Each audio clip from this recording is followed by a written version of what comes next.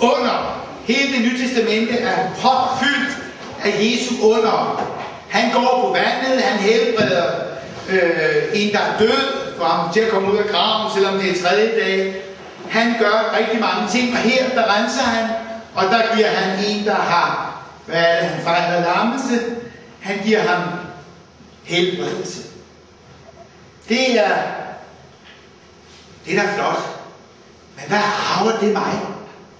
Jeg ved da udmærket godt i min verden, at der kommer ikke nogen under ind og bryder igennem. Jeg har mistet nogle af mine allerkæreste, og jeg bad da en stille stund, Herre Gud, giv personen liv igen, for jeg tror, at du kan. Men der skete ikke noget. Og jeg tror heller ikke, at der vil ske noget, hvis I beder ved en, der er død. Men der sker ikke noget ved at prøve. Og i hvert fald at henvende sig til Gud i sin vrede og irritation og afmagt over, at man har mistet en, man holder af. Og sige, Gud, giv mig den og den tilbage igen. Så tager man i hvert fald Gud alvorligt. For Gud er nemlig rigtig meget Gud. Oppe fra bjerget kommer han ned i denne her fortælling.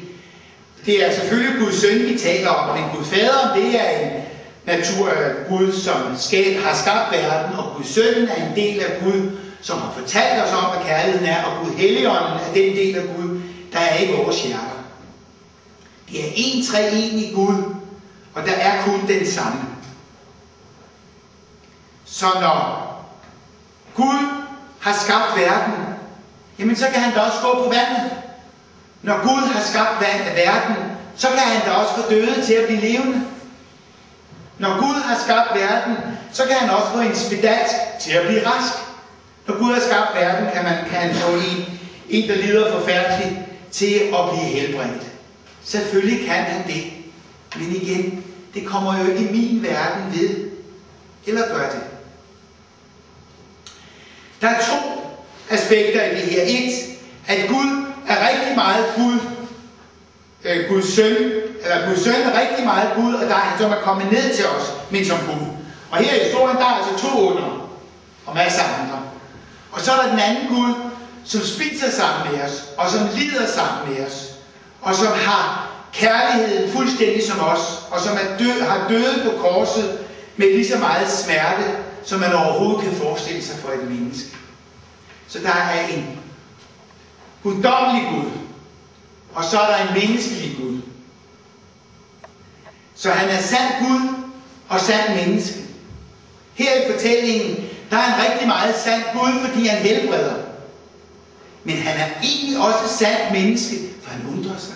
Han undrer sig, fordi generalen kommer, eller hvad nu var, soldaten bliver officeren. Han kommer på banen og siger nogle ting, som Jesus ikke helt havde styr på, men glædede sig, og der var meget tro og sådan noget. Han bliver lige pludselig utrolig menneske og menneskelig. Når han spiser sammen med os, når han græder, så bliver han menneske. Menneskelig. Så vi har altså en ophøjet Gud som sand Gud, og så har vi det sande menneske. Og de to naturer er Jesus nødt til at have i sig, for ellers så knækker linjen i vores gudforståelse. For hvis det bliver for meget sand Gud, så bliver han så fjern, så vi ikke kan bruge ham til noget, og hvor vi siger, jamen hvad kan jeg bruge de her under til i min hverdag? Og hvis han bliver alt for meget menneske, så bliver han bare en profet, og det kalder vi ikke engang et idol, ligesom alle de andre, der gør noget stort og noget flot og noget nærværende og sådan. Nej, det er en Gud, der har sat sig igennem, og han har vist os mennesker, hvordan vi skal gøre som menneske. I kærlighed, glæde, sorg, smerte osv. Så når vi hører i dag, at der begås under, så er fordringen faktisk, at vi skal gå ud og gøre under. Og den fordring, den har altså løbet mig koldt ned ad ryggen rigtig, rigtig mange gange. Det vil jeg gerne indrømme. Og jeg har da også i et koldt øjeblik, jeg tror det var da jeg var formand for Karnevalget, sagt til journalisterne, som drillede mig med, at jeg var præst, så sagde jeg, jeg kan da gå på vandet, hvis min tro er stærk nok. Jamen, så prøv, og så gik vi på Nyhavn. Det er Nyhavn, kom i København, ved Kongens Nytorv. Der er sådan, hvor de der bådture, de løber an og sådan noget. Så gik jeg ud og kiggede på vandet, og så var jeg jo selvfølgelig igennem. Og så stod de og grinede, så sagde jeg, rejste mig op, og så sagde jeg, jamen min tro var ikke stor nok. Og det har der en pointe. Og den pointe synes de var god, og den pointe synes jeg også er god nok. Vores tro skal være stor nok. Men hvornår er den så det? Og vil vi overhovedet komme i gang med at gøre under? Jamen hvor mange af jer har prøvet at gå på vandet? Eller i hvert fald forsøgt? Fuldstændig på samme måde som hvor mange af os har trynet Gud om at få vores kære tilbage, hvis vi har mistet. Eller trynet Gud om, at den og den må blive rask. På en måde tager vi ikke Gud alvorligt. Men vores verden er altså en anden end dengang. Så nu tilbage til verden. Men vi har en sand Gud og et sandt menneske i Jesus. Og vi kan ikke leve uden. Det er så vigtigt, at begge dele er i Jesus. Og hvis det tipper til den ene side, bliver det noget rod. Hvis det tipper til den anden side, bliver det noget rod. Så er der det der med underne. Underne sker hver dag. Er min påstand. Vi gør bare ikke noget ud af det. Vi regner det ikke for under. Det skal helst være sådan noget forfærdeligt ophøjet noget. Og det er det ikke. Når vi giver en ven, der bliver mobbet i skolen eller på arbejdspladsen, en lindrende stemme, eller en lindrende hånd, eller en lindrende tanke, så kan I tro under sker. Jeg blev selv mobbet i skolen i sin tid, og der var nogle stykker, der gav mig en lindrende omsorg, var det vel. Og det glemmer jeg aldrig. På samme måde, hvis et menneske er sygt og trænger til hjælp, så bliver sygdommen lige pludselig ikke væsentlig, hvis vi bryder igennem med kærlighed og gør et eller andet. Vi tror, det er ligegyldigt. Vi tror, det er bare noget, vi gør, fordi jeg ikke kan lade være. Jeg prøvede nogle af mine venner her i forgårs omkring teksten i dag. Og vi nåede frem til, at de ting, hvor I under ligger, det er ofte ting, vi gør, fordi vi ikke kan lade være.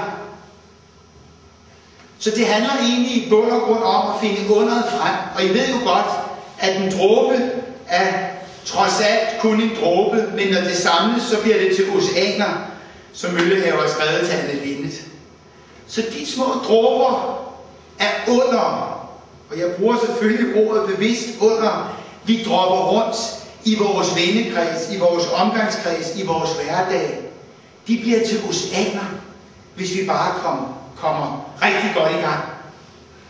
Berlinmuren faldt, fordi der var rigtig mange mennesker, der sagde, nej, det kan ikke være rigtigt det der. Det var små dråber af under, der til sidst blev til en stort under, men der var jo mennesker, der var med til at bringe det her under til torvs. Så problemet er faktisk, at vi bare ikke er bevidst om, at vi går og gør under. Selvfølgelig har jeg også en skjult dagsorden om, at når vi bliver bevidst, så kan det være, at vi kommer lidt mere ud over rampen. Vi gør lidt mere ud af det, eller gør det lidt oftere. Så kan jeg fortælle jer, at jeg har været der og der på sygebesøg, og jeg har været de og de fantastiske gerninger.